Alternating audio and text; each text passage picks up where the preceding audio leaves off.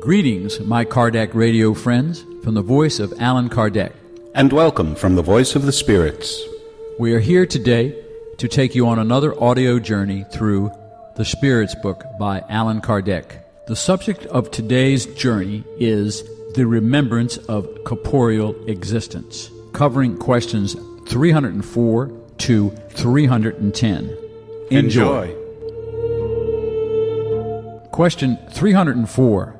Does the spirit remember its corporeal existence? Yes, having lived many times as a human being, it remembers what it has been, and I assure you that sometimes it laughs, pitying its behavior. Author's remarks for question 304. Like an individual who, having reached the age of reason, laughs at the antics of youth, or the puerilities of childhood. Question 305. Does the memory of its last corporeal existence completely and unexpectedly return to the spirit after death?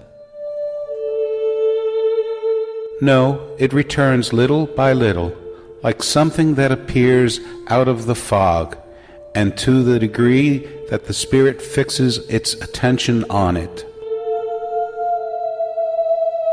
Question 306. Does the spirit remember all the events of its life in detail, assimilating the whole in one retrospective glance?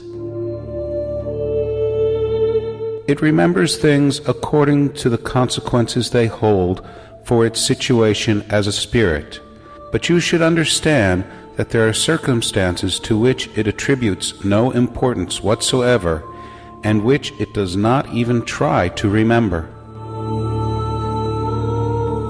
Sub-question 306A. Could it remember them if it wanted to? It can recall the minutest details and incidents, events, or even thoughts, but when such has no usefulness, it does not do so.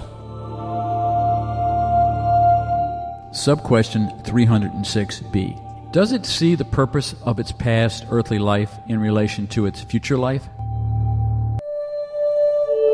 Assuredly, it sees and understands it much better than when it lived in the body. It understands the need for purification in order to reach the infinite, and it knows that during each existence it frees itself from a few impurities. Question 307. How does its past life unfold in its memory? By an effort of the imagination, or like a picture it holds before its eyes? Both ways. All the actions that it has an interest in remembering are as if they were present. The others remain more or less at the back of its memory or are entirely forgotten. The more dematerialized it is, the less importance it attributes to material things. You often evoke an errant spirit who has just left the earth and does not remember the names of the people it has loved or the details that seem important to you. That is because it is no longer concerned with them, and they have fallen into forgottenness. What it remembers very well, however, are the main events that have aided in its progress. Question 308.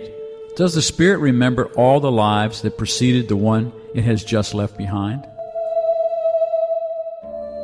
Its entire past unfolds before it like the legs of a journey. However, as we have already stated, it does not recall all its actions with absolute precision, and it remembers them only according to the influence they have upon its present state.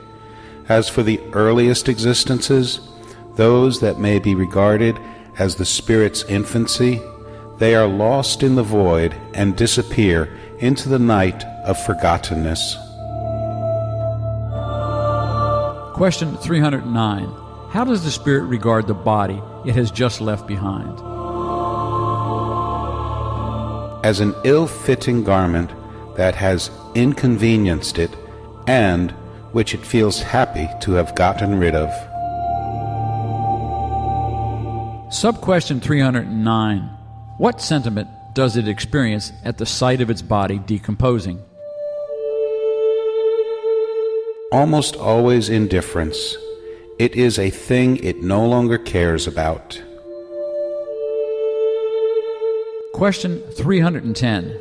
After a certain amount of time has elapsed, does the spirit recognize its bones or other things that had belonged to it? Sometimes, depending upon the more or less evolved way in which it regards terrestrial things.